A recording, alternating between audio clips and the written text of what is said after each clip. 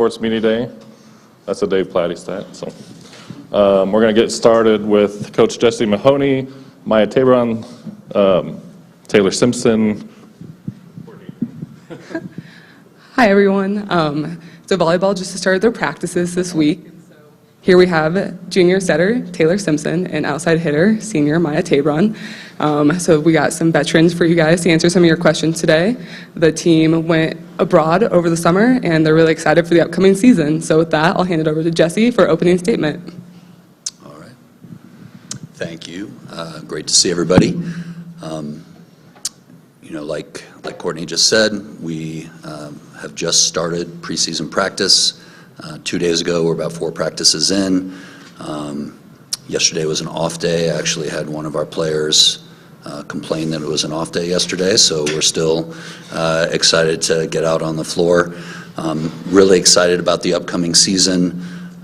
We have a nice mix of veteran leadership and players that got quite a bit of time on the floor last year, and then a lot of younger players that are searching for roles, and we expect to be able to count on them this season as well. Really lucky to have been able to go to Europe in June. Selfishly for me as a coach, we got 8 extra practices and 5 competitions, and then also got an opportunity to really get to know each other and get to know this new team. So excited about that. Our preseason schedule is a little bit sneaky scary with a lot of good teams. Mountain West champion UNLV. We have a conference champion in Campbell, conference champion in Northern Colorado. We have Kansas. I think we have 5 or 6 teams that won 20 games last year, so it'll be a good test. And then obviously the Pac-12 is a great conference and will be tested there as well. So had a great season last year. Excited to build on it this year. Okay, we'll open up for questions. We do have the mic, so raise your hand and we'll bring the mics around. For Maya, what can that European trip do from a team bonding standpoint? I would say it was really helpful just getting to know our new people. We lost a big chunk last year of seniors, but we also had a big chunk come in with our 6 freshmen in a transfer. So I think just getting the opportunity to practice with each other, but also get to know each other a little bit before our actual season starts was really helpful. Hi, Coach. Nikki Edwards, CU Sports Report. When Rick George came to you and said that Colorado's moving to the Big 12, what was your reaction to that, and how does that pose any advantages to you and your job? Yeah, I mean, I think part of me is sad because we really enjoyed our time in the Pac-12, and then part of me is really excited because the Big 12 is a great conference, and it's going to be something new and interesting for us as well. The Big 12 was the #1 RPI conference last year and had the national champion come out of it, so it's not like it's a step down in any way. It's going to be great volleyball and great competition. And then, I think we have traditionally recruited west of us, and I think we can continue to do that. This will give us an opportunity, I think, to reach into Texas and kind of the Midwest a little bit more, and so looking forward to that as well. Hi, Coach. Adam Lister-Tiger, 24/7 Sports. I know you're just getting started with preseason practices, but based on your trip overseas, have you seen certain players really kind of step their game up from last season? If so, who's kind of stepped their game up? Well, the 2 players next to me, I think, have done a great job. They were a big part of what we did last season. I expect them to be a big part of this season as well. We have a transferred, Sky Howard, who is the most athletic player on our team. I think she's going to open some eyes for sure. Alexia Kuhl, who's coming off of, she's just got back last night from her trip to China playing with Germany's under-23 team. We have a couple freshmen that are going to, I think, open some eyes as well. So you're asking for specific players. We have a large group of players that are going to compete, and I'm really excited about the athleticism of this group and looking forward to see who steps up for us. Hey, Coach. Jack Harlow, Buffalo's Wire. I was wondering if you could talk a little bit more about that incoming freshman class and just who in particular has kind of stood out to you so far. It's tough to single anyone out. I think, we had two freshmen come in the spring. So Avery Bowles and Sydney came early. That was really good for them. They've really grown a lot in that time. We have Kayla and Lily, two freshmen coming from Southern California, both really super physical kids. Ana Barilovic, who's currently playing in the World Championships for Croatia and the U19. She's leading her team in scoring there, has a huge arm. So I know everyone's asking me for specific who's going to do what. I'm excited to see what they all can do. It's one of the best classes we've ever had. Coach Mahoney, Alex Ramirez, Mile High Sports Radio, going into your 8th season and going overseas this past this summer. How has that brought your team maybe closer, or your cohesiveness, and how do you see this, how building for the season? Yeah. So this is the second foreign tour we've done here at CU. The first one we did in 2019. We went to Beijing. It was similar to this year. We had 9 new players, and that, I think, trip really solidified that group, and that's as close a group as I've had. And then, now going into 23, we got 9 new players, I believe, and I'm hoping it'll do kind of the same thing, right? The volleyball was great, the competition was great, the extra practices were great, but the time outside of that, the time in the bus, the time getting to know each other, that's, I would argue, is even more important, because I think we're a really cohesive team coming into fall camp.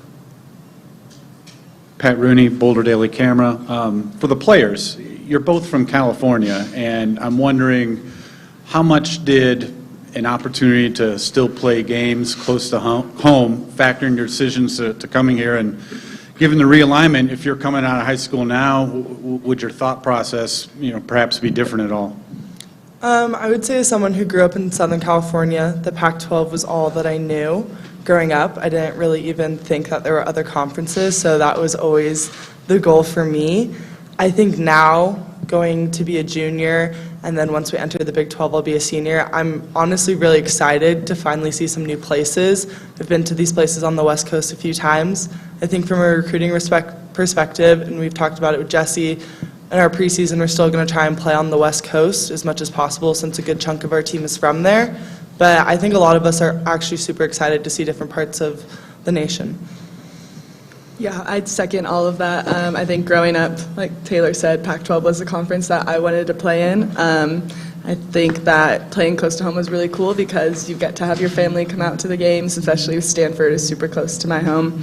But I don't necessarily think that changing a conference now, if I were a freshman or a senior in high school right now, that I would change my decision. I still think Colorado is an amazing school, and I would just love that opportunity just to play wherever I can. For Taylor and Maya, just with that trip to Europe, what were your favorite moments? And just tell me about the trip. I would say my favorite moments, we got a lot of free time in each country that we were in, so just kind of like exploring new places, new cities with people who are my best friends. It was a super cool experience to also just be with our freshmen. We also got to see Ana. She's from Croatia, so when we were in Croatia, she came down, she said hi to us.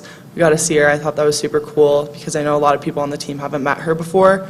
So that was honestly a super cool moment for me, and I think it was really special for her too.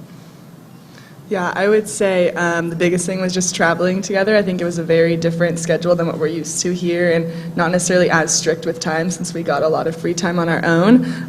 But like Jesse said, like our bus rides were a lot of fun. So we just had a lot of time together and a lot of time to chat and get to know each other. So I think that was the best part. Oh, Pat Graham, Associated Press. Sorry, over here. Taylor, I guess it's more for you, maybe. Sorry, one more question about the move to the Big 12. But you guys have been very regimented. You have pods where you play teams, within a couple of days, and you're not really sure what the schedule is going to look like. But you've had like a routine on how you study, how you practice, how you do everything. Is there some stress over maybe as a student athlete how you're going to manage that? Is there some? I mean, mental health is a big deal right now. How do you handle that just from a mental health standpoint?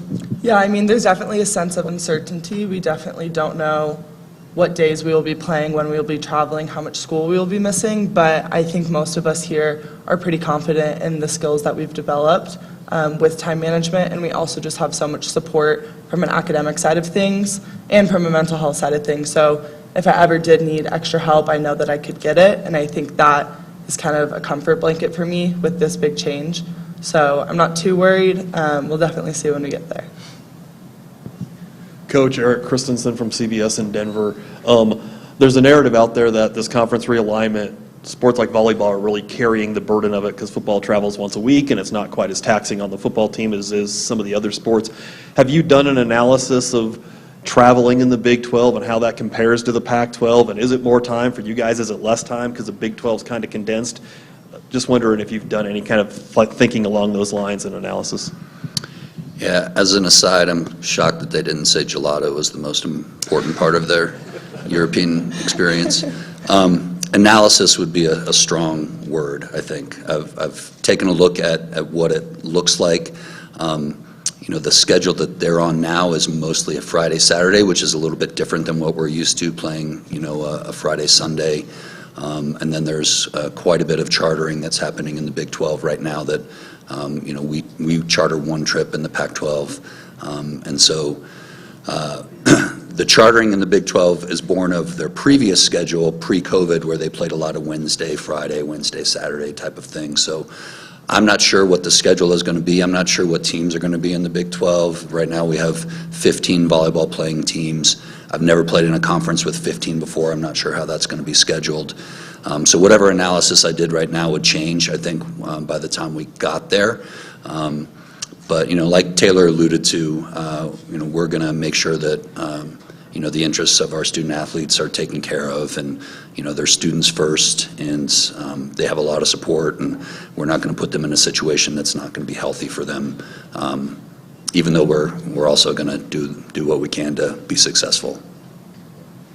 Brian Howard from the Volleyball Daily Camera. This is for the players. In regard to this season, both of you are veteran players coming back. How much fun is it to bring in a bunch of new players, and you also had a bunch of players that were redshirting last year that are now getting to play? How much fun is it just seeing a new team develop? I think it's super cool.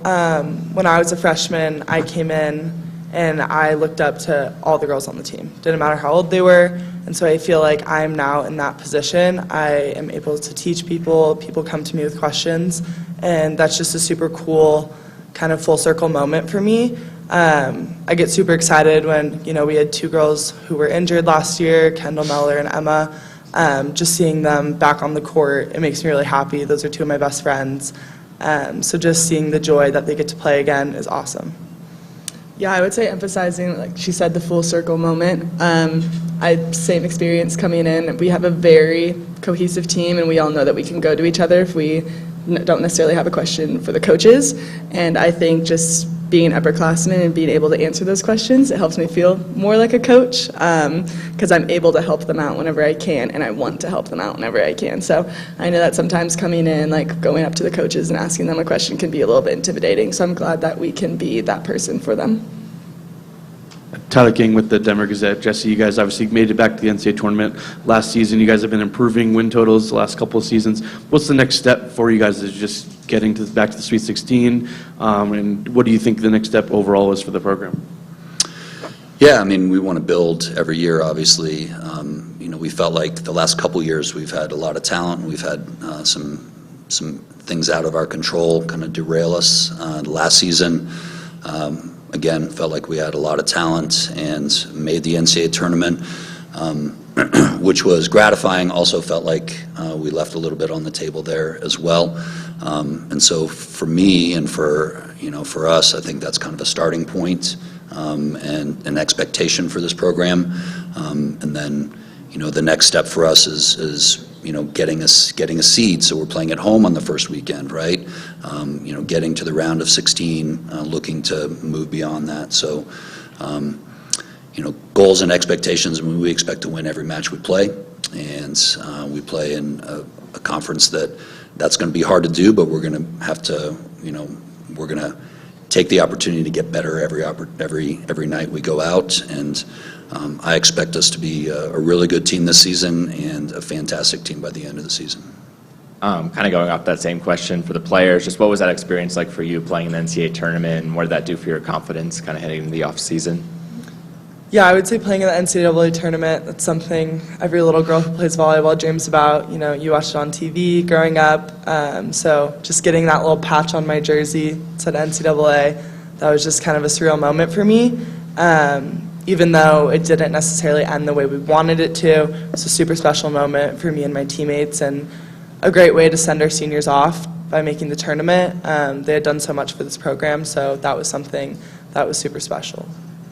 Yeah, like Taylor said, although it didn't end as we wanted it to, it was just a great experience to get to do that as a team. And I also think it's very different, obviously, than playing our normal schedule. And even preseason, you kind of know what to expect out of it.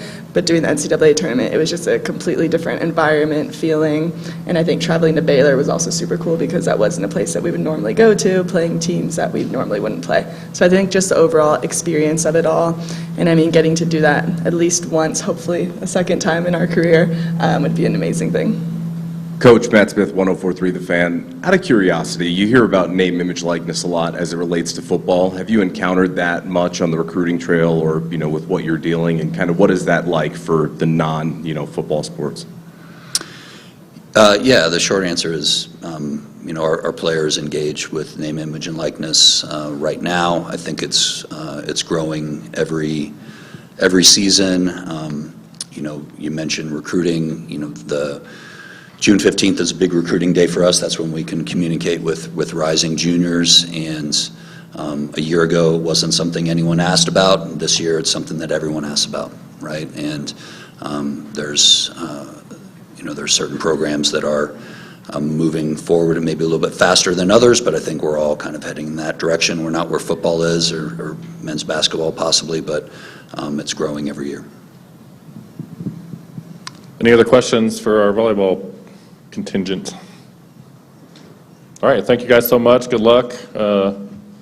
Get to practice, right? We're running to practice. Go Buffs. Thank you. Good job, bro.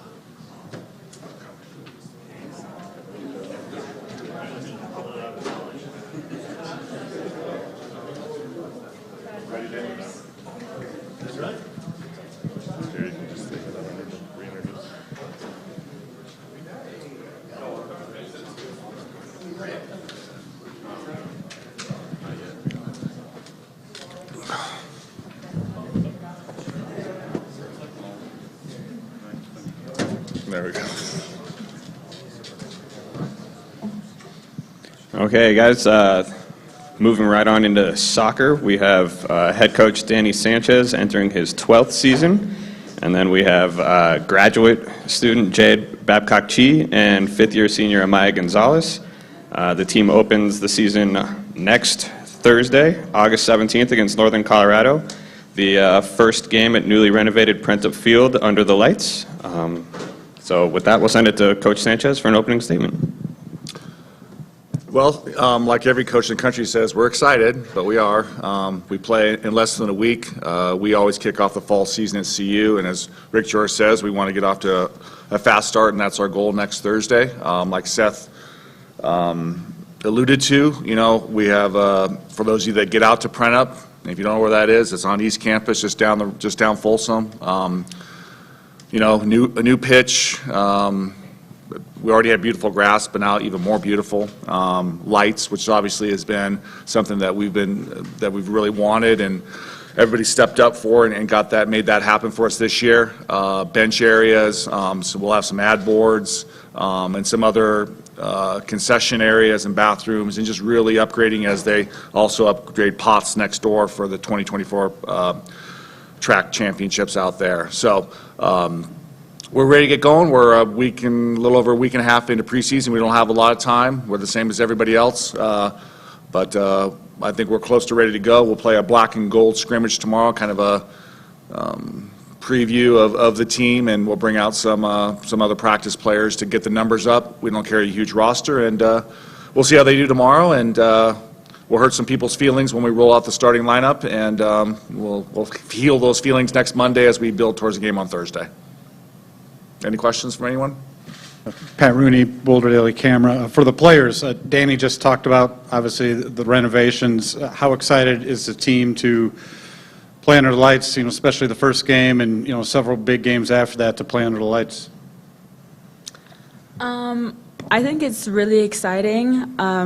We've been talking about getting lights at our field for a very long time, and it's a little disappointing when we have afternoon games and a lot of fans can't make it, but now that we have our lights, we have our stands, we have our benches, I think it's going to be a new and better experience for our team going forward this season. Coach.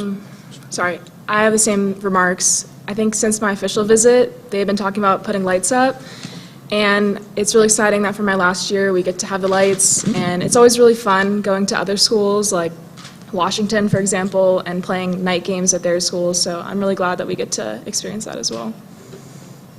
Coach Sanchez, Alex Ramirez, My Life Sports Radio, the final word. How important is it to recruit here in Colorado? You have 8 players here from the Centennial State. Talk about that in your backyard. We'll get them, right? First and foremost is you start in Boulder and you work your way out, and really that's how we look at it. There's a lot of talent in this state.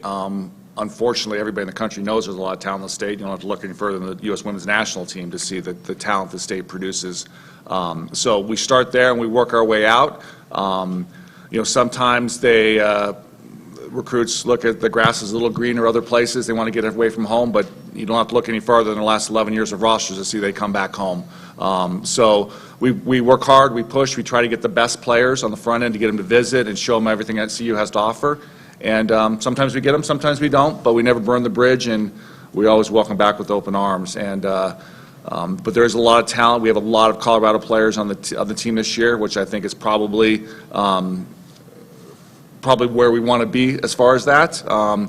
When they're from Colorado and they wear Colorado and their parents can be at every game, I think sometimes maybe there's a little more invested in it because usually they have a family member or someone that went to CU and so forth. So we're excited about the players we have on the team from Colorado, and hopefully they can produce. Like I tell recruits all the time, if you look at the Mount Rushmore of CU soccer players over the history, if you take Taylor Korniak out of it, who's from Nevada, I mean, Nikki Marshall, Amy Barzik, Fran Munley, Laura Munley, so forth and so on, those are all Colorado products.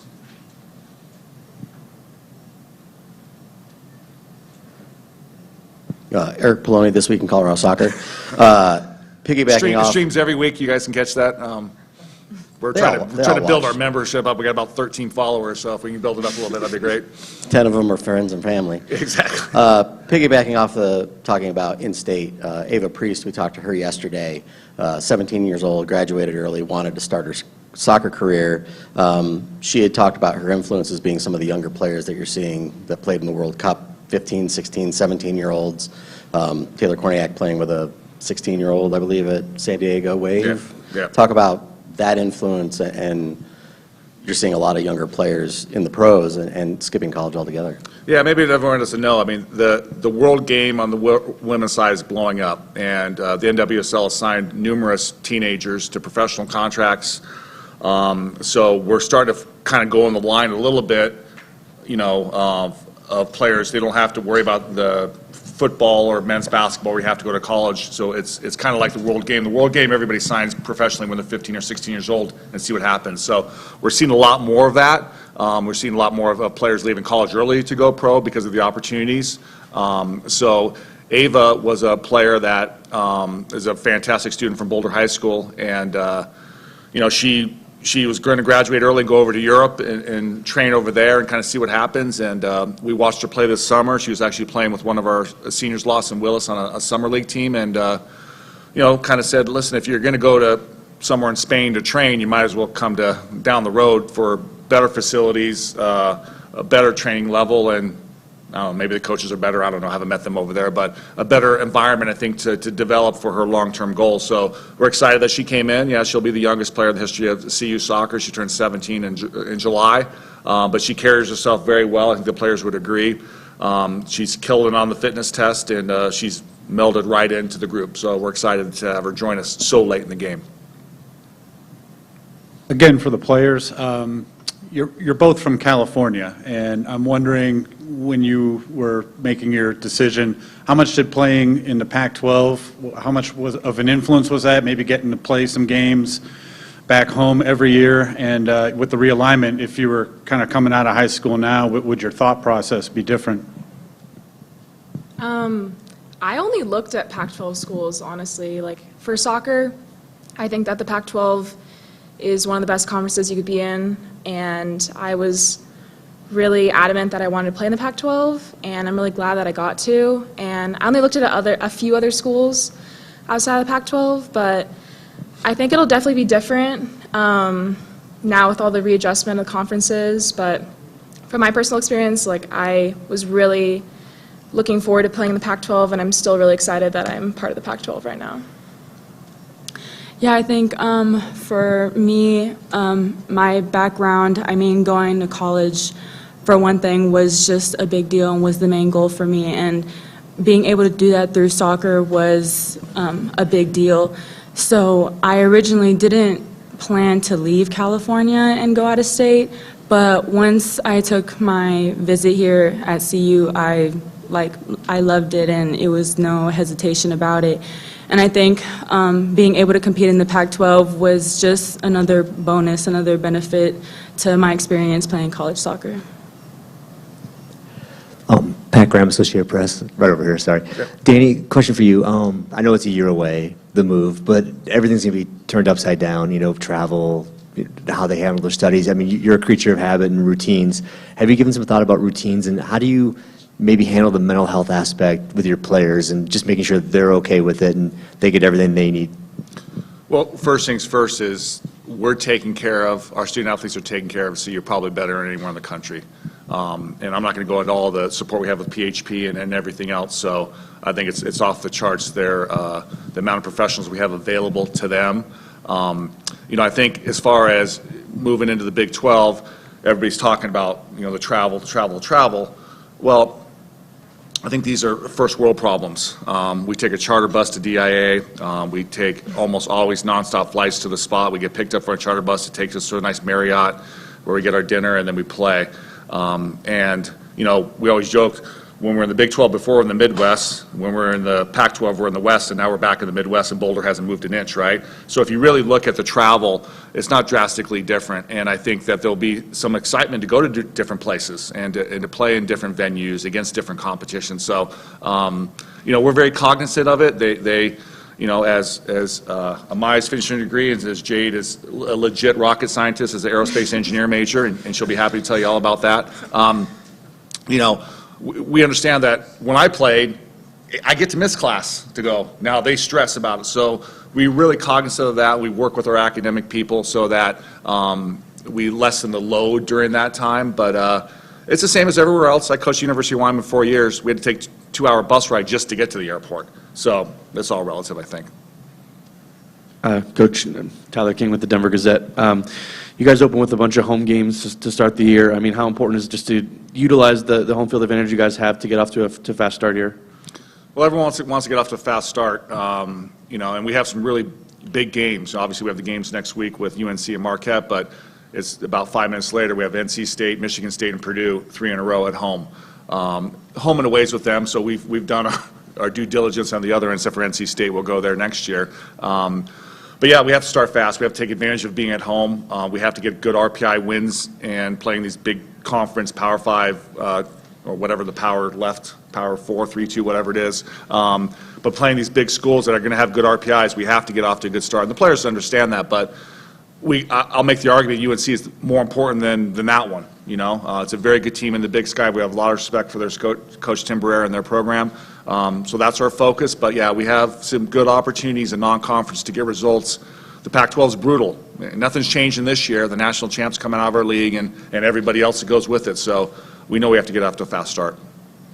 Coach, I'm just curious, the women's U.S. team lost recently. They were unprecedented back-to-back-to-back. It didn't happen. Did you guys get a chance to watch it during you guys at the hotels hanging out, and how'd that go?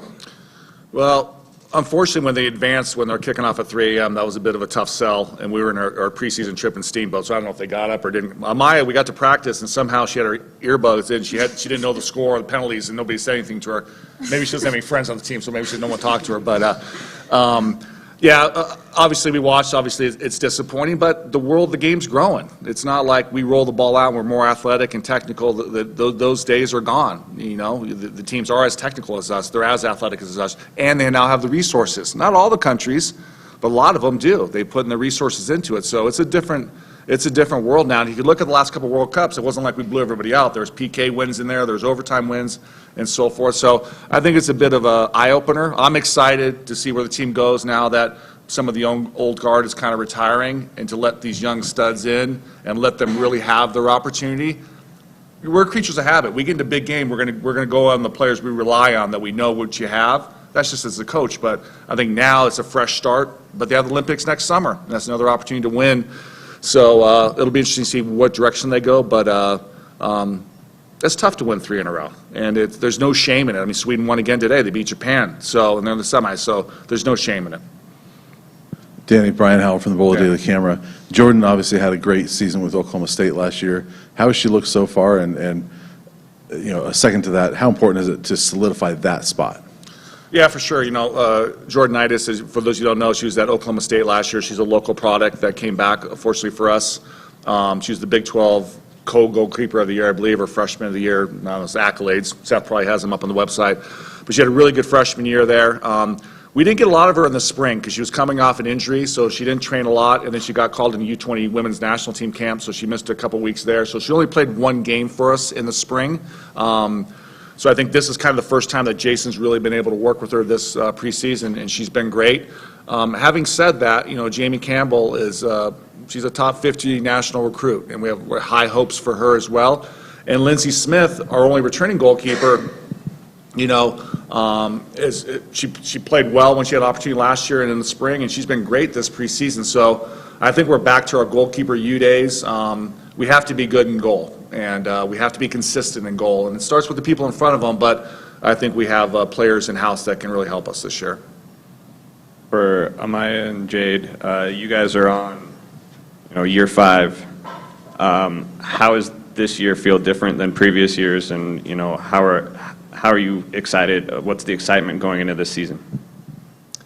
I think for me, the big difference, obviously, after COVID and all of that, there's been several changes through academics, soccer, how we're training, where we're training, what times.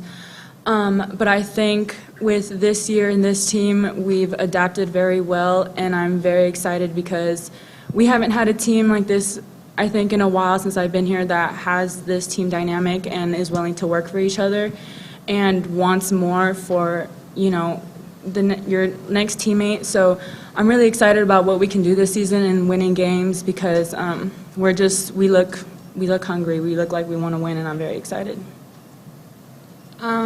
I would say it feels different just because obviously there's a lot of talk of the Big 12 move, but I'm focused on the Pac-12 and I'm focused on having a good season, and I've never played with someone who's like 17 years old on my team, so that's going to be new too, but the team seems really fit this year and really excited to play and do well. Everyone is like on the same page, I think, and I think that's really going to help us this season.